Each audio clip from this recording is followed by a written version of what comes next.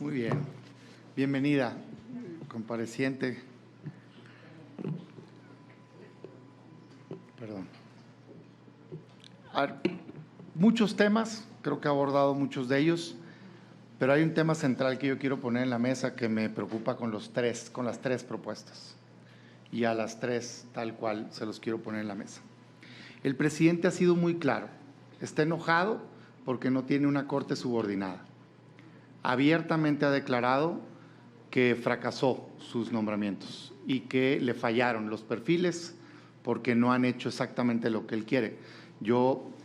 Me llama mucho la atención porque si revisas las resoluciones de sus propuestas, la verdad es que como en el 80% de las veces le dan la razón. Me sorprende, pues, pero por lo visto quiere el 100%, pues, que en ningún caso digan que no tiene razón el presidente. Y en ese contexto lanza la propuesta que estamos valorando hoy. Tal cual, no soy yo, o sea, él es el que centró el debate y dice, no me voy a equivocar y aquí están tres propuestas que yo creo que me van a hacer leales al proyecto y al movimiento. Y esa es mi preocupación central. Lo digo con pleno respeto de los tres perfiles, pero el tema central para mí es independencia, autonomía. En su caso, no cae en el incumplimiento de requisitos del 95.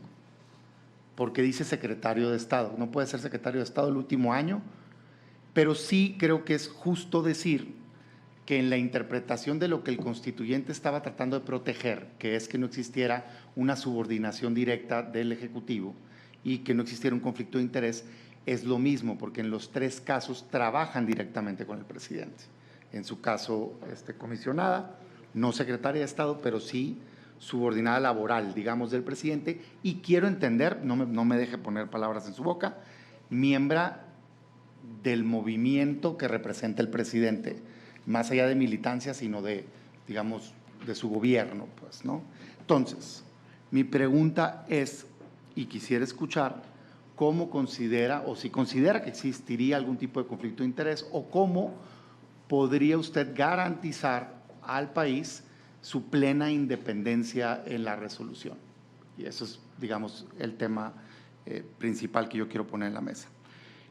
Segundo, algunos criterios específicos. Me queda claro, y siempre contestan muchos comparecientes, es que no me quiero poner en un posible futuro, pero es que entonces no vamos a saber nunca cómo piensa. Estamos nosotros juzgando si la persona es adecuada y necesitamos saber qué piensa sobre temas delicados para poder tener una buena idea de cómo va a resolver algunos asuntos. De antemano sé que depende de cómo llegue el caso, las particularidades, pero yo quisiera preguntar así en específico sobre alguna serie de temas, unos en esta primera ronda y otros en la segunda. El primero tiene que ver con la Guardia Nacional. En concreto, mi pregunta es su opinión sobre la resolución que tuvo la Corte. ¿Cree que era constitucional o no la ley secundaria que le daba el control operativo y administrativo a la Sedena y que ponía como titular, aunque decía que era Secretaría de Seguridad Pública, ponía en el orden de estructura a la Sedena arriba? Es un tema que ya se resolvió, creo que perfectamente se puede dar una opinión sobre eso y creo que es un tema que se va a volver a poner en la mesa seguramente, ¿no? La preocupación nace de que, en mi opinión, el presidente está buscando aprobar con reformas secundarias temas en contra de la Constitución. Yo respeto si opina distinto, pero nadie tiene derecho a ponerse arriba de la Constitución. Entonces, en concreto, ¿no?, de ese tema. Segundo, voy a regresar a prisión preventiva oficiosa. Existió en 2011 una reforma que estableció una serie de principios, entre ellos el de progresividad, que supone que tanto en aspecto de juzgar o legislar o interpretar, tienes que siempre estar pro derechos humanos y que no se puede dar marcha atrás, que no se puede eliminar cosas que ya tienes adquiridas. Mi pregunta es su opinión con respecto a que se continúe ampliando el catálogo y si eso vulnera o no el principio de progresividad.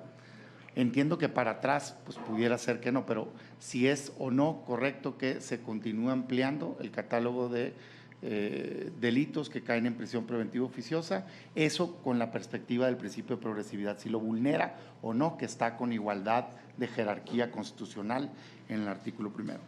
Y sobre ese mismo tema, si usted considera viable analizar la interpretación que se puso sobre la mesa a la Corte, de que la Corte interpretara qué significa prisión preventiva oficiosa. y que no se entendiera que en automático significa otorgarla, sino que el juez esté obligado a analizar, no solo esperar si la pide el Ministerio Público o no, como una posible salida de solución. Y por último, en esta pregunta, otro tema que fue decidido y que creo que seguramente va a volver a ponerse en la mesa, consulta popular. La Constitución establece una serie de restricciones de cuándo puede proceder o no. Sin embargo, la Corte decidió interpretar que se podía someter a consulta popular el caso de los expresidentes. Para mí, como abogado, es muy claro, si alguien es culpable lo tienes que meter a la cárcel, si alguien es inocente lo tienes que dejar en libertad. No creo que sea un tema que le tengamos que preguntar a la gente y creo que tiene una prohibición constitucional, pero parece ser que no está tan claro porque los ministros y ministras decidieron en su mayoría que era legal preguntarle a la gente sobre si alguien tenía que ser procesado o no. Le quiero preguntar su opinión con respecto a esa resolución que tuvo la Suprema Corte de Justicia de la Nación. Por sus respuestas, muchas gracias.